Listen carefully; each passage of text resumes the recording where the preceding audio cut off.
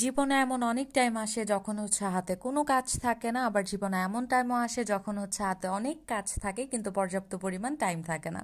তো এইরকমই একটা দিনের কথা আমি তোমাদের সাথে শেয়ার করতে যাচ্ছি।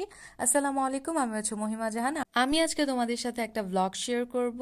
এটা অল অ্যাবাউট ডেটও বলা যায়, আবার হ্যাং আউটও বলা যায়, যাই বলো। তা আমি আর আমার হাজব্যান্ড অনেক দিন টাইম পাচ্ছিলাম না কোথাও যাওয়ার, কারণ টুকটাক অনেক বিষয় নিয়ে আমরা অনেক বেশি বিজি ছিলাম। সে তার কাজ নিয়ে বিজি ছিল, আমিও আমার কাজ নিয়ে বিজি ছিলাম।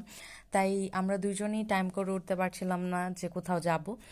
অ্যান্ড আমরা আমাদের অ্যানিভার্সারিতেও কোথাও বের হইনি, কারণ আমাদের মোটামুটি ভালোই কাজ ছিল ওই টাইমগুলোতে।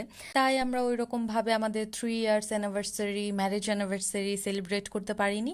অ্যান্ড সেলিব্রেশন বলতে আমি মেনলি বুঝাই যে আমি আর আমার হাজব্যান্ড একটু বাইরে যাওয়া, নিজেদের মতো টাইম স্পেন্ড করা।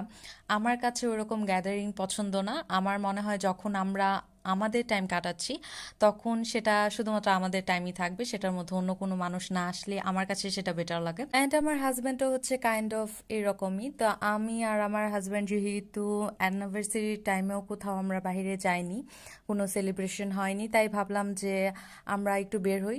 আমাদের অ্যানিভার্সারি ছিল 9 তারিখে, আর আমরা মনে হয় 20 তারিখের দিকে বাইরে গিয়েছিলাম, মানে খাওয়া দাওয়া করার জন্য, একটু ঘোরার জন্য গিয়েছিলাম।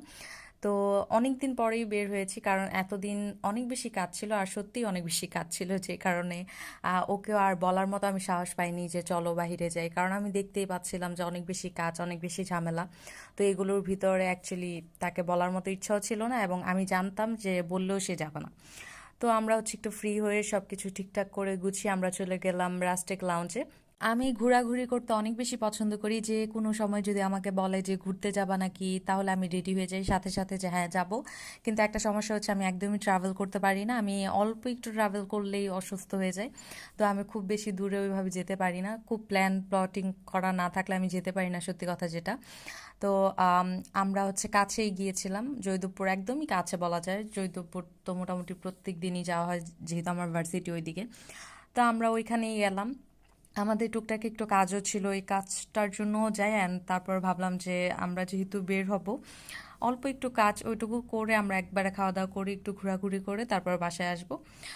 যে কারণে আমাদের কাছে মনে হলো যে বেস্ট চয়েস হতে পারে রাস্টিক লাউঞ্জ। অ্যান্ড রাস্টিক লাউঞ্জে অনেক দিন ধরে যাওয়া হয় না আমার, তো ভাবলাম যে একবার যে ঘুরেও আসি। তাদের নতুন ইন্টেরিয়র আমার ওইভাবে দেখা হয়নি। আমি অনেক দিন পর পর ভ্লগ আপলোড করছি, তার জন্য আমি এক্সট্রিমলি সরি। অ্যাকচুয়ালি আমি আগের মতো ওইরকম এনার্জি পাই না ভ্লগ শ্যুট করার জন্য, কারণ আমার কাছে কেন জানি মনে হয় দিন দিন আমার লাইফ অনেক বেশি বোরিং হয়ে যাচ্ছে। সকালবেলা উঠা, খাওয়া দাওয়া করা, বসে থাকা, এগুলো ছাড়া ওইরকম আমার কোনো কাজ নেই। তাই আমার মনে হয় যে আমি যদি এই বোরিং লাইফ সবাইকে দেখাই, সবার লাইফটাও আমার মতো বোরিং হয়ে যাবে দেখতে দেখতে। তো আমি আমার ভাল লাগে না অ্যাকচুয়ালি। আর এটাও বড় বিষয় না, আমার ভাল লাগা কিছুদিন পর পর চেঞ্জ হতে থাকে। দেখা যাবে যে এখন আমার একদমই ভালো লাগতেছে না, কিছুদিন পরে দেখা যাবে অনেক পরিমাণে ভালো লাগতেছে।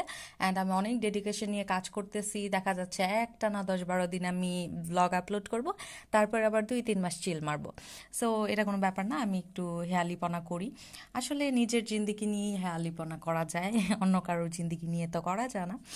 অ্যান্ড মাঝে মাঝে এমন করা দরকার, নিজের পছন্দ অপছন্দ ওটা প্রায়োরিটি দেওয়াটা আমাদের একটা দায়িত্বের মধ্যে পড়ে। এতদিনে অন্ততপক্ষে আমি এইটুকু জানতে পেরেছি যে নিজের খুশিকে, নিজের আনন্দকে বেশি গুরুত্ব দিতে হবে, কারণ নিজে যদি খুশি না থাকে কাউকেই খুশি রাখা পসিবল না। বক বক করতে করতে ব্লগ প্রায় শেষের দিকে। অ্যান্ড তাদের খাবার টাবার দেখলেই তোমরা, মেনু আমি দেখিয়ে দিয়েছি, চাইলে তোমরা ওইটাও দেখে নিতে পারো একটু পজ করে। আর তাদের খাবারের টেস্ট খুবই ভালো ছিল, সবচেয়ে ভালো ছিল তাদের মিট বক্সের taste, I loved it. And Korean wings নিয়েছিলাম আমরা, সেটা ভেবেছিলাম একটু ঝাল ঝাল হবে, বাট মিষ্টি মিষ্টি হয়েছে, কোনো ব্যাপার না।